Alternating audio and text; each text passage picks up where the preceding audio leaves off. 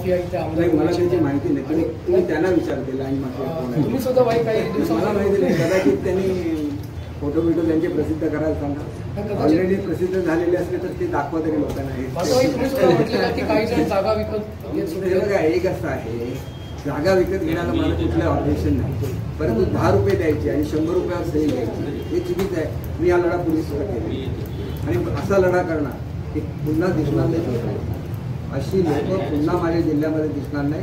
तर मी ज्या वेळेला टोकाला येईपर्यंत थांबतो, एकदा टोकाला आलं की मग त्या लोकांना कशा तरी त्यांची जागा दाखवायची मला चांगल्या तऱ्हेने माहिती आहे. आणि असं जेव्हा मी संघर्ष करतो तेव्हा संपूर्ण सिंधुदुर्ग जिल्ह्याची जनता ती माझ्या मागे एकजुटीने उभे राहतं. हा इतिहास आहे आणि पुढे सुद्धा दिसेल. दुसरी गोष्ट लक्षात घ्या की युतीचा धर्म 100% पाळला जाईल. काही लोक नितेश राणेंच्या मतदारसंघामध्ये त्यांना त्रास देण्याचं ज्या लोकांनी कामं केलेली आहेत त्यांना सुद्धा बदलण्याच्या संदर्भातलं पत्र हे मी आमच्या पक्षाला दिलेलं आहे. शेवटी युतीचा धर्म हा पाळायलाच लागेल.